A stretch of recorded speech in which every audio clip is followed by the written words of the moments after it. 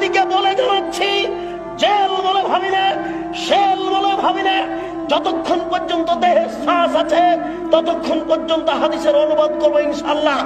এই দেশের মাটিতে যদি হিন্দু কথা বলতে পারে, এই দেশের মাটিতে যদি ইহুদি কথা বলতে পারে, এই দেশের মাটিতে যদি খ্রিস্টান কথা বলতে পারে, আমি আপনার এই দেশের মাটিতে হাদিসের অনুবাদ করতে পারি। আমি এই দেশের মাটিতে হাদিসের অনুবাদ করতে পারি। দেশবাসী জেনে রাখো, দেশ শ্বাস থাকাকালীন অনুবাদ করবই করব, দেশ দেহে শ্বাস থাকাকালীন অনুবাদ করবই করব। নবী বলেছেন, আলী ছাড়বে না কোনো ছবি মূর্তি, সবকে ভেঙে খান খান করে দাও। তুমি ছাড়বে না কোনো উঁচু কবর, তুমি সবকে ভেঙে সমান করে দাও। মুসলিম জনাব জজ হাইকোর্টের মালিক জজ সাহেব, আপনাকে বলে রাখছি, আপনি মনে রাখুন, কালকে যদি আমাকে আদালতে দাঁড়াতে হয় তাহলে আমি মুসলিম খুলে আপনার সামনে অনুবাদ করে দেখাবো। আপনার কোনো পথ থাকবে না, আপনাকে লিখতে হবে আদেশ দাতার ফাঁসি ঘোষণা করা হলো আর অনুবাদকের আজীবন জেল ঘোষণা করা হলো। আমি 1 নম্বর আসামি নই। 1 নম্বর আসামি হচ্ছেন মোহাম্মদ সাল্লাল্লাহু আলাইহি সাল্লাম। তিনি হলেন আদেশদাতা, আমি হলাম অনুবাদক। তিনি হলেন আদেশদাতা, আমি হলাম অনুবাদক। তিনি হলেন আদেশদাতা, আমি হলাম অনুবাদক। জজ সাহেব, হাইকোর্ট জজ কোর্টের আপনাকে অনুরোধ করে বলছি, আপনি আমাকে 1 নম্বর আসামি করতে পারবেন না, অসম্ভব।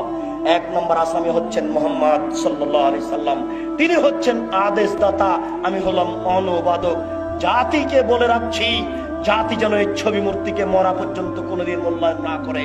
যারা করে তারা মুনাফেক মুসলমান। ছবি মূর্তি মূল্যায়ন করার জিনিস নয়, এটা হচ্ছে একটা শিরকি নীতি। আপনাকে ত্যাগ করতে হবে। প্রতিপালক তুমি বড় দয়াবান, তুমি বড় রহমান, তুমি বড় ক্ষমাবান। তোমার দরবারে আশাধারী হয়ে বলি, তুমি শক্তিশালী, তুমি সব কিছু করতে পারো। তুমি এই মূর্তি প্রথা বন্ধ করো, তোমার দরবারে দাবি রইল। এই গভীর রাতে তোমার দরবারে আরো দাবি, এদেশে যারা মারা গেছে, যেসব মুসলিম নরনারী মারা গেছে, তুমি তাদের কবরের শাস্তি মাফ করো, আল্লাহুম্মা আমিন। যারা আমরা অসুস্থ, বাড়িতে হাসপাতালে আছি, তুমি তাদের আরোগ্য দান করো, আল্লাহুম্মা আমিন। আমরা যারা বেঁচে আছি, তুমি তাদেরকে শিরক মুক্ত জীবন গড়ার তৌফিক দান করো, আল্লাহুম্মা আমিন। তুমি আমাদেরকে এই আহলে হাদিস আন্দোলনের ছায়াতলে থেকে কোরআন এবং সহিহ হাদিস অনুযায়ী চলার তৌফিক দান করো, আল্লাহুম্মা আমিন। তুমি আমাদেরকে তোমার নবী মুহাম্মদ সাল্লাল্লাহু আলাইহি সাল্লামের নীতি অনুযায়ী চলার তৌফিক দান করো, আল্লাহুম্মা আমিন। সম্মানিত উপস্থিতি, বের হওয়ার সময় গেটে একটা বাক্স দেখা যাবে, মাদ্রাসার নির্মাণ।